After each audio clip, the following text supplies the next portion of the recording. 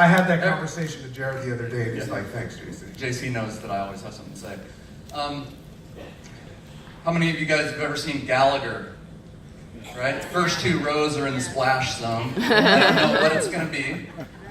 No, actually, I don't get seasick. But anybody who knows me knows that I'm part of the MTC club, Men That Cry. So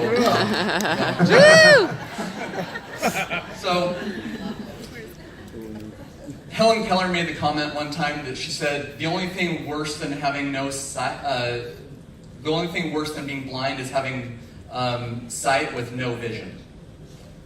And how many of you guys have a vision that is so perfectly, indelibly burned into your mind? Vision is that thing that you see there that you are absolutely 100% committed to bringing into existence. Why is it so important to have that? It's because a vision that clear changes what we do today.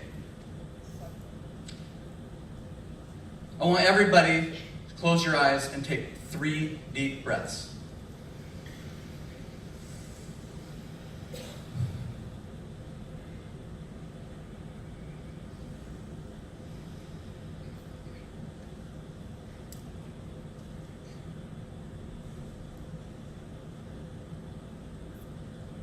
I think that one of the most powerful statements that's been made in the history of humankind, Dr. A changed it and made it so simple.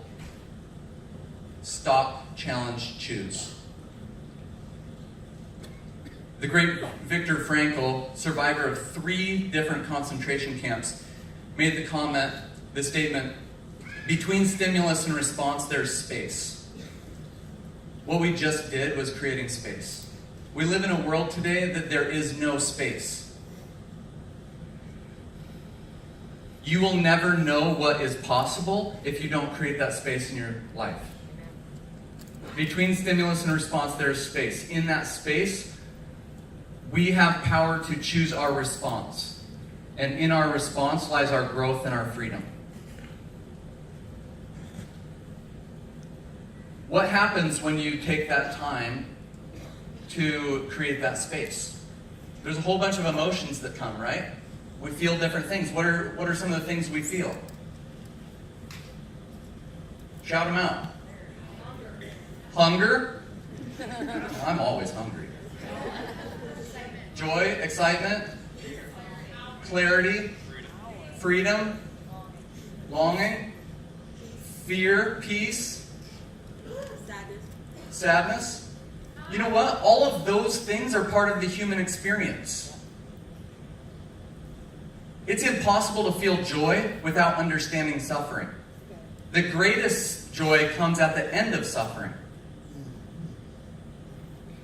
We spend so much time trying to avoid the negative feelings that the world has told us to give meaning to and said, you can't feel that.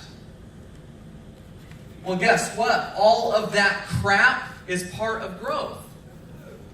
Preach it. Crap. I changed the word though. Fear is rooted in this idea or feeling that we're out of control or we can't control something. You're afraid of heights because, I can't control that. I might fall. I'm afraid of failure because you're not in control of everything that consists of. We're afraid of success. We're more afraid of success because, what if I get there? Do I have to do this every single day for the rest of time to sustain that?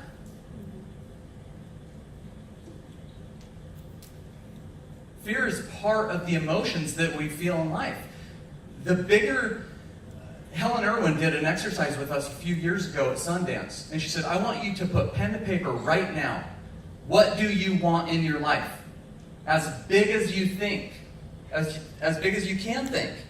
And right as we were to put our pens to our paper, she said, wait, I want you to write what you really want, not what you think is possible. How many of you have created these visions and even shared them with your mentorship team about what you want, but what you thought was possible. That's where I started. And that's where I was for a lot of years. But if you can change the way that you respond to fear, you can change everything in your life. Because we feel the emotion of fear and that sensation wherever it is in your body, to what Charlene was talking about. Some people feel it in their head, some people feel it in their throat or their chest or their stomach or further down. And you've got to take control of that and say, what am I going to do? Because when we think really, really, really big, the bigger something is, the less you can control it. What can you control? I can control what I'm going to do right now. Stop thinking about, so many people have wish boards rather than dream boards. If you want to really turn a dream board or a vision board or whatever you want to call it into reality, put your action steps on there. Down the right side, all littered throughout, whatever it's going to be. I'm going to make this many calls. I'm going to reach out to this many people. What if I told you that it took 10,000 conversations? This is just an arbitrary number, Nick. 10,000 conversations to become a presidential director. Some people in this audience would be IPD in a week. Some people would take them 100 years. How willing are you to get out of your comfort zone and go have those conversations and inspire and share with people what you want, and more importantly, ask them what they want? People look at this stage and, you know what, true leadership, Nick Johnson said this the other day, doesn't need a stage. It's about the stage of development that you're at. Nick's a genius, so I like to quote him a lot. At Sundance, he shared this. We were in a meeting and at Sundance, and he points up at the mountain. Beautiful view. We could see it right out the window of the meeting room. And he said, "You guys know that the wind blows hardest at the top, right?" 10 years ago, I couldn't imagine the wind blowing any harder on my life than it was at that moment. I spent every single day of my life not going to bed at the same time as my wife because I didn't want to have conversations about our finances, about the life that we didn't have, that we dreamed in our head but we didn't know how to create. 3 years ago, she went through brain surgery. And if I didn't have Optavia in my life, I might not be here today. There's a theory and principle in business. We talk about it all the time in Optavia. It's called flow. On one axis, you have challenges. On the other axis, you have skills. How many of you guys want a balanced life? Balanced is crap. Right? The way that most people talk about it.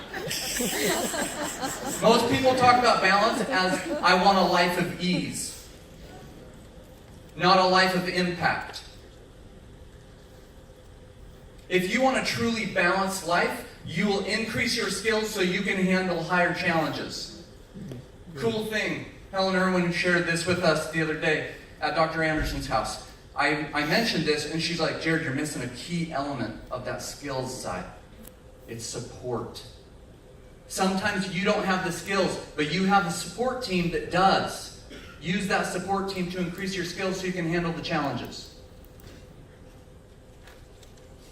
We have a big mission. Huge mission. It's my mission now.